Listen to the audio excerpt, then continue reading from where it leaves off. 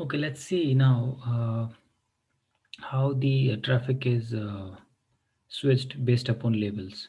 We'll see a quick example here. So let me grab the pen. So we have four devices here: router 1, router 2, router 3, and router 4. Between R1, R2, R3, and R4, we are running EIGRP. Okay. So first of all, we'll enable MPLS here on these interfaces. So to enable MPLS, we just need to run only one command. It is very easy to configure MPLS. So what I will do is I will just go into the interface where I need to enable MPLS, and I just need to type this command MPLS IP. That's it. I'm done. You just need to give this command and MPLS is enabled. So now between all these devices we are running the IGP, that is EIGRP. So as soon as we run the IGP here, I mean as soon as you run EIGRP, for example, right, on these devices and you run MPLS, so in MPLS there is one protocol called LDP which works behind the scene to distribute the labels. So now what exactly happened is, let's see quickly. This is a label, this is the label information base. So in the MPLS, a label information base or the label table is maintained by each of the devices where MPLS is enabled. So for example, what will happen is, let's start from R1. So I'm at R1. So R1 is having only one network, right? So for all the network into the routing table, LDP1 generate one local label. Okay, let me repeat. In the routing table of R1, for all the routes, LDP1 generate one local label. Okay, so because we are running EIGRP between all of these four devices, so the total number of subnets that will be present in the routing table of all devices will be this network, this network, this network, and we are also running EIGRP on one of the loopback which is configured on R4, that is 14.1.1.1. So here we are running 20 network. Between R2 and R3 we are running 30 network. Between R3 and R4 we are running 40 network, and one loopback here which is configured at R4, that is 14. So in the routing table of R4 there will be four network, right? 20, 30, 40 and 14, right? So at R1, so R1 will generate the local label for all the routes that are present in the routing table. So you just need to remember that for all the connected uh, subnets, the label that will the device generate is will be the implicit null label. We will see what is the use of that implicit null label. I mentioned in this table as IN. So for all the connected subnets, the label that will be generated is implicit null. Okay, so for other labels, let's say 30 network is there, 40 network and 14 network. So let's say R1 generated for 30 network it generated label number 20, for 40 network it generated 21, and for 14 network it generated label number 22. Like that. If now let's come to R2. So R2 also maintains its own label table, right? So it will also generate, it is also having the same four subnets: 20, 30, 40 and 14. So it will also generate the labels, so local labels. So local label, because 20 and 30 are the connected network of R2, right? So that is why it will also generate the implicit null label for these two networks, and it will generate two random labels for other rest of the two networks. Like 40, for 40 it generated 25, for 14 it generated 26. Now let's come to R3. R3 will also do the same thing. because 30 and 40 are the connected network, it will generate the implicit null label, and for rest of the two network, a network of 20 and network of 14, it generated two random label, let's say 27 and 30. Same case with the R4. For the local labels, 40 network is directly connected and 14 is its loopback, so it will generate the implicit null label. And for rest of the two subnet, it is generated some random labels, right? So now the job of LDP is to distribute the labels. So now, for example, let's clean it. So now every device created the local labels, right? R1, R2, R3, and R4. All the four devices, they created the or generated the local labels in the label information base table, right? So now, who is the neighbor of R1? The R1 neighbor is R2. So R2 will share its local labels against all the subnets to R1. Okay, so you can see here, these are the labels shared by R2, right? You can see these are the local labels of R2, i.e. Implicit null 25, 26. Here you can see implicit null 25 and 26. Same way, R1 will also share its own local labels for all the networks to R2, because R2 is its neighbor, its AIGRP neighbor, right? So LDP is going to distribute these labels among all the neighbors. So now R1 will also share the, you can see here, all the labels against each subnet shared by R1 to R2. Implicit null 20, 21, 22. You can see these are the labels of R1. Now, because R2 is also having neighborship with R3, so whatever labels uh, locally generated by R3, R3 is also going to share with R2. So R2 shared its own labels with R2. Here 27, implicit null, and 30. You can see here these are the local labels of R3. So he shared with R2 because R2 is his neighbor, right? Same way, R2 is also going to share its local label with R3, and the same happens between R3 and R4. Now, now, if you check at R2, okay, R2 is receiving the labels from R1 and R2, right? Now these are the label information based table. Now based upon that, a new table will be generated. In fact, this lfib is generated. It's a kind of, you can say, it take help from lab, label information based table, which are these tables. It also take help from label information base, and also sorry, routing information base, and from the lib table also. Uh, Sorry, not lib, it's a for fib, the forwarding information base table. So how exactly it works is, let's clean it. So let's talk about first R1. So now, first of all, in the lfib, there will be no information related to connected subnets. First of all, let's try to understand what exactly this implicit null means. Let's say this is a provider router and it is connected to one of the customer. Let's say it is CE. Okay. Now let's say from the CE we advertise some network. Let's say 1.1.1.1. We advertise it to R1. Okay. Now here we are running, as we already discussed, mpls between all these devices. So now R1 will advertise this 1.1. subnet to R2. R2 will advertise to R3. R3 will advertise to R4. Right. So now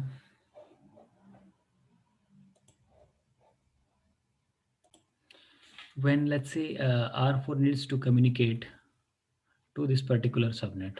Okay, so because this prefix is already advertised to all the devices, so all the devices in their table they also generated the labels, and now they will switch the traffic based upon the labels. So now I'm at R4, so R4 is going to check its lfib. Okay, what is the value or what is the label number for 1.1? It will put that value.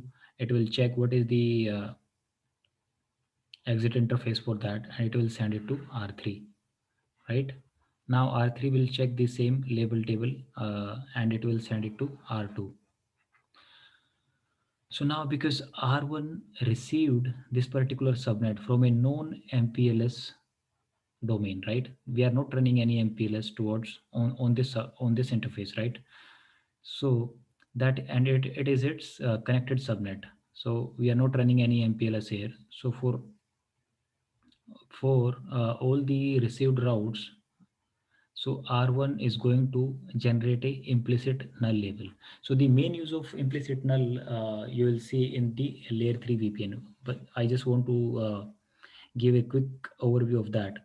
So it for 1.1.1, R1 is going to generate a implicit null label to R2. Okay.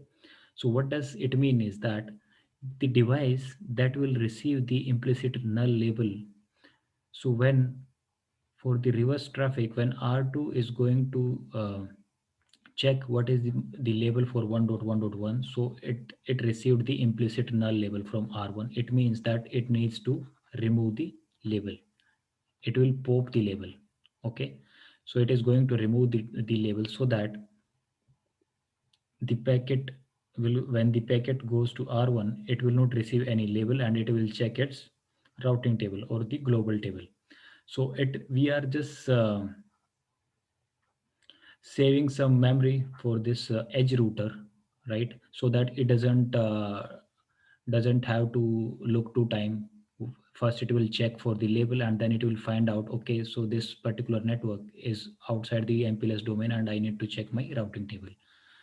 Okay, so you just need to make sure that for all the network that will be received from the non mpls domain, for all the connected subnets, the devices will generate the implicit null label. It means that the device which is going to receive this implicit null label, if it needs to send the traffic back to that device, they are going to pop the label. And on a MPLS enabled interface, so there can be two actions. If a device receives some traffic on a MPLS enabled interface with a label, then it is going to check the alphab or the label table for that particular traffic. And if the device receives something without label, it is going to check the global routing table.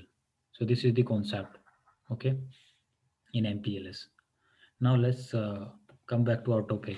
So now the alphab will be populated, and first of all you need to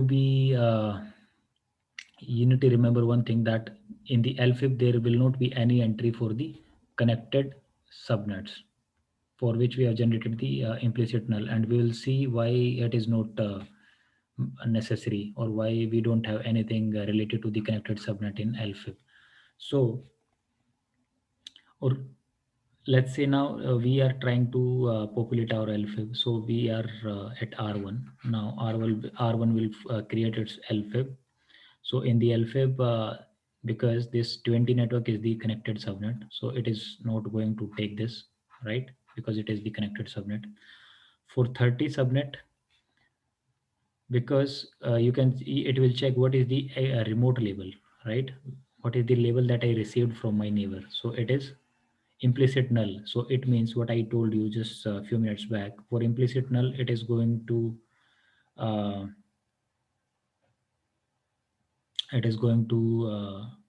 do the pop operation, right?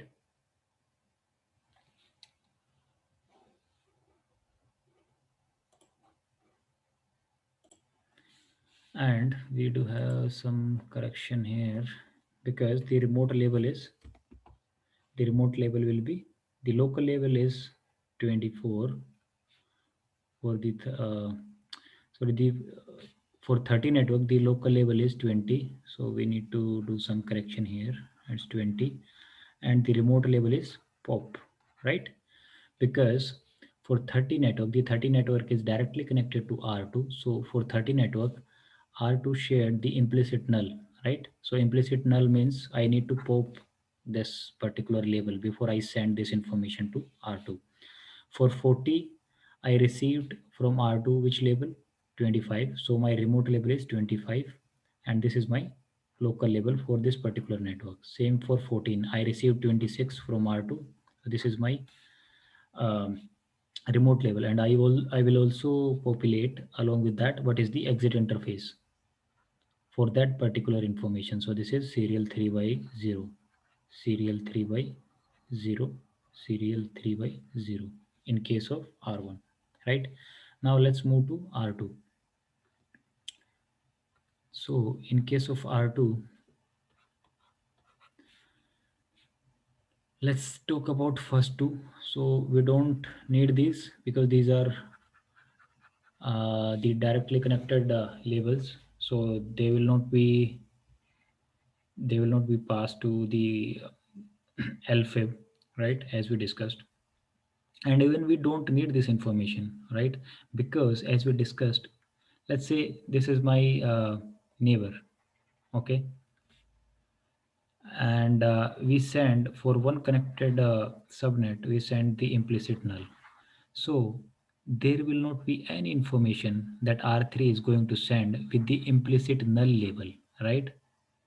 If we are sending the implicit null label to R3, it is going to remove the label before it send any information. So that is why we will not get uh, any task which will lead us to check any implicit null label in the lfib, right? There will not be any single case wherein someone is sending an information with the label implicit null, right? So that is why for the connected subnet, there will not be any entry for the implicit null or connected subnets into the lfib. Okay, so now let's get back to our topic. So now we are populating the information, right, into the lfib of R2. So now for the 40 network, there is some problem with uh, R2, right? Because for 40 network, R2 is receiving two labels, one from uh, R1 and one from R3, right? Now R2 needs to decide which label is the best one, right? Now R2 is confused because it is receiving it is receiving two label, one from neighbor R1 and one from neighbor R3, right, for the 40 network. Now what R2 is going to check, now R2 is going to verify from its routing table. It will check its routing table. Okay, what, from where I am learning this 40 network, what is the best path for my 40 network? So 40 network is here, right?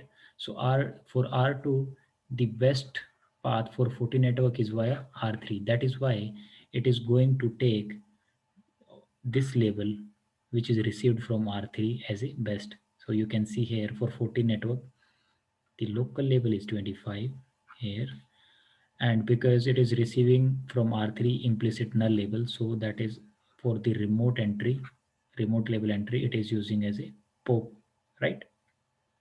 Same goes with 14. 14 it is also receiving from R1 as a label number 22, and from R3 it is receiving, sorry, yeah, from R3 it is receiving label number 30. So now again it is going to check for the 14 network, because 14 network is also R2 is learning from R3, so uh, it will consider the label which is received from R3 by checking into the routing table as a best one, right? And side by side it is also maintaining the exit interface, right, for this particular information. So it is serial 3 by 1 for this particular also it is serial 3 by 1. Now let's come to R3. For R3 also, these are the, sorry, not this one. R3 is directly connected as 30 network and 40 network. So 30 and 40 will not be able to make into the LFIB. So for 20 network, so for 20, R3 is receiving from, where is 30 network? Not 30, 20. So 20 network, for 20 network, R3 is receiving two labels, one from R2, one from R3. So from R2 it is receiving implicit null, and from R4 it is receiving 31. So the same logic will be applied here. So R3 is going to, because R3 is now receiving two labels, so it is going to check its routing table. And in the routing table, it will find that the network 20 is best via R2. That is why it is going to consider the label best from R2. From R2 it is receiving implicit null, so it will consider it as a pop label. Same case with goes with 40 network, and this is how R4 is also going to maintain its label table. So this is how exactly it works.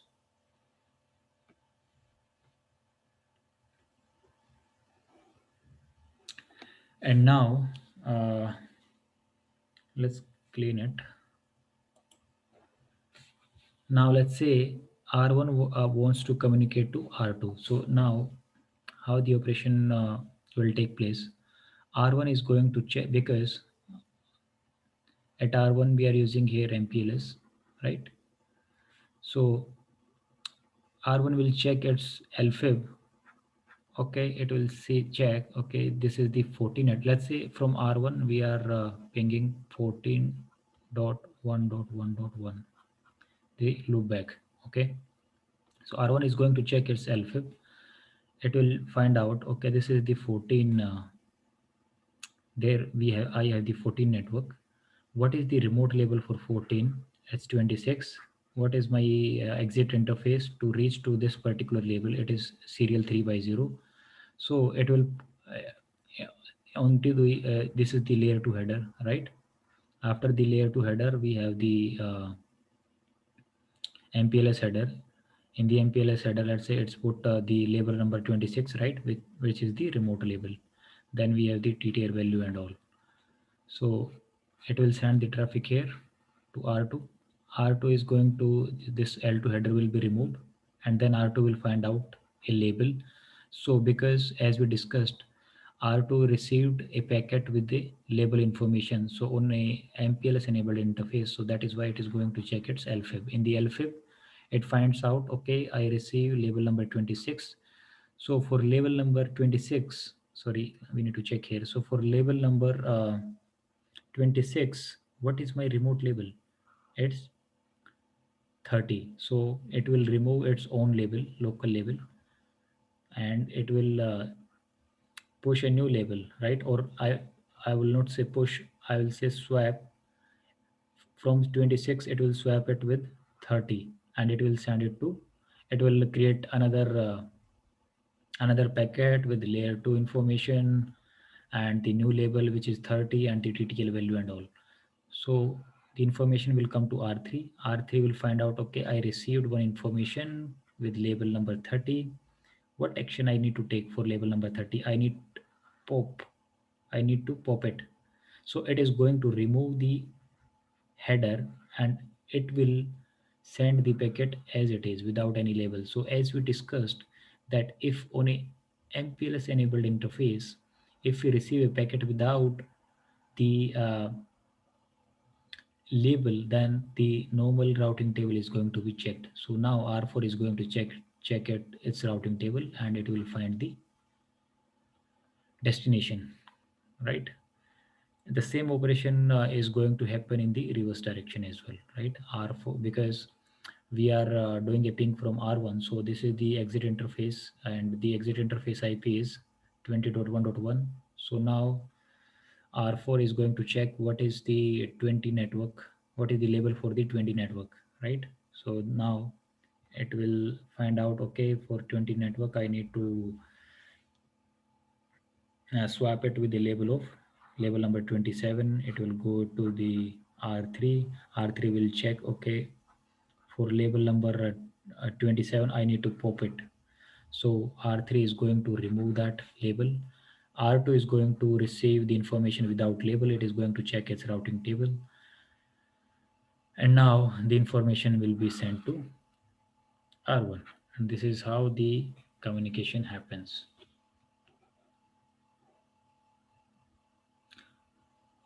Okay, in the next lecture, we'll continue with this only, and we'll see a quick example of, or I would say, the a quick practical of this.